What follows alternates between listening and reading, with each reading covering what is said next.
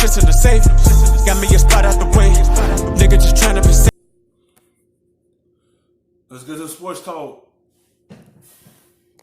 In the league since Bill O'Brien's been in Texas. I'm not sure how many people have been more second-guessed than Bill O'Brien since he's been there in Houston. And this game in particular, he will be second-guessed throughout this offseason for a couple of moves here. Everyone's going to go to that fake punt decision in their own territory. But let's go a couple possessions before. They were up 21-0. They had the ball 4-1. They were going to go for it. Then all of a sudden they call a timeout. And instead of going for it to try to get the ball first down for a 28-0 lead, they decide to kick a field goal instead. What impact do you believe that play had on the game compared to the fake field goal? It's huge. It's huge because even at the Chiefs down by 21, just all remember, their offense is still dangerous. They are built to come back. They have a quarterback that could bring it back and win the game. You can't kick no field goals against a team with a good offense.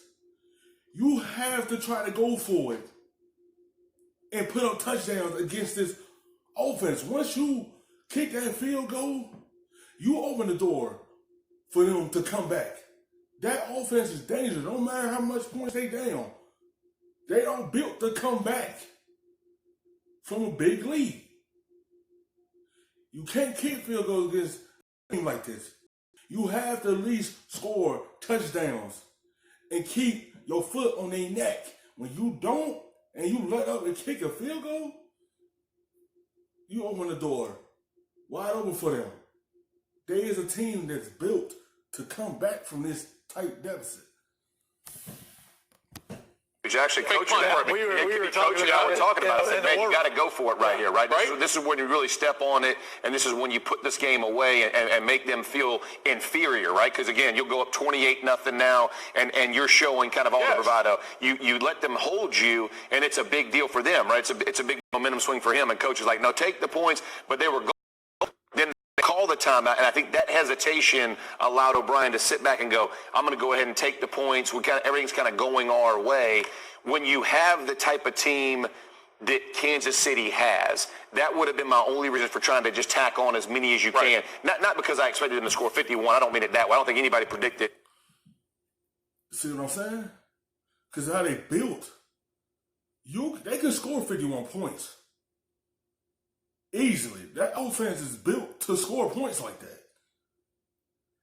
I understand things is going your way, but when you got that team on that sideline with a good offense, you take many points and let them know that they can't come back from this. But when you just decide to take that point, it's confidence built for them because they feel like, oh, we hold them. Oh, we could come back from this. And they did. That type of game, but you do know they can hang 2 or 3 touchdowns in a half before this half is over. And so, in my opinion, at that point, there's no risk in going for it. Even if you're still up 21-0, how big a difference is it? The rest of the Correct. It's still a 3-possession game, right? 24-21. I know it's 2-point conversions, but you still have the ability to kind of play in that same mentality. Again, second guessing a guy, for whatever reason, he decided to take the points and he got them. In my opinion, I would have pushed it. I definitely would have went for it. The flip side is, but you look at last night in that game with Baltimore, they like to go for it on 4th and 1. Could have gone 14-9 instead of 14-6, get stuffed, and they go down now and make it 21-6. That's exactly right. So it can work either way. And the bottom line is they needed to put up a lot more points than... And let's say this about the fake punt. Most teams, whether it's field goal, extra point, or fake. It's like your decision making is backwards. You would not go for it on 4th and 1, but you're willing to do a fake punt at their end of the red zone and give them a short field and allow them to get a lot of momentum after they stop you from that fake punt. And then they tuck over from there. Why would you decide to do that on their end and give that offense a shorter field? You got to think. Your decision making backwards. You should have went for a 4th and 1 at your end, but you're willing to take a risk on their end of a fake punt and give that team a short field. When you get on a short field, they ain't no one march down the field and score.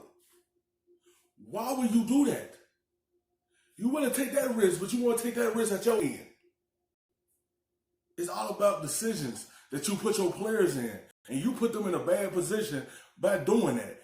Defense had their backs against the wall because of your decision making.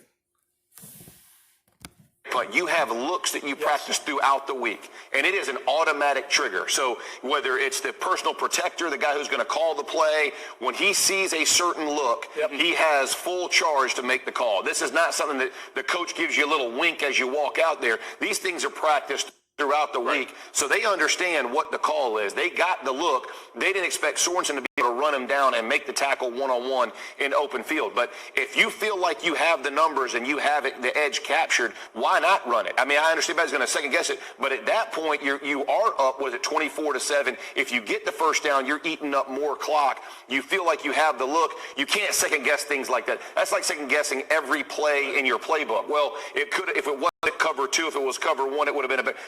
We can if, ands, and buts right all day long, but the reality is that thing's pre-called from. You should second guess it. It's at their end. I would not try that. I can see if you at the 50-yard line, at least at your end at the 40-yard line, and then you try. I can see you doing that. But when you at their end, you do not try that. You go ahead and trust your defense and kick it away and live with the consequences how your defense handle their offense. You do not do that at their end. I can see if you was at your end and you tried that. But you tried it at their end and you gave a dangerous offense a short field. Let that sink in. From early on Monday on, that thing's been installed. And they got the look. They were shoved down to the right. You saw the PP move over to the right, and actually the look was there, but that was just a great play by Sorensen. And they probably didn't get another second-level blocker up to Sorensen. Right. Somebody should have hit. Yeah. So Bill O'Brien's still adjusting right now. Someone just asked him specifically about the 4th down play, and he said, we didn't feel like we had the right play for that situation. Now, again, that's the last thing that situation. Look, emotions are high for him right now, and maybe he misspoke and didn't eloquently say what he wanted to, but you're rolling off. You've got to play for that situation, don't you, Coach? Yeah, no doubt. And again, I'll go flashback to last night's game. Same kind of concept. 2 4th and 1s early in the game. They had some other 4th down stops later, in junk time. But with play call. Play as well. Yeah, right? with a guy like Deshaun Watson, there are because his athleticism as a runner. So whether it's quarterback sweep or any design. Just go look at Kansas City's playbook. The little lead, right? The little fake lead. The tight end getting out in the flat, or the quarterback can keep it running. Just take one of those. Either way, you can flood a zone. At least give yourself an opportunity. It ain't that hard. No. We try to make it really hard. It can't be that hard. Thanks for watching ESPN on YouTube. For sports highlights, analysis, live streaming sports, and premium content. Subscribe to For the look, baby, the rub, nigga, I gotta be safe.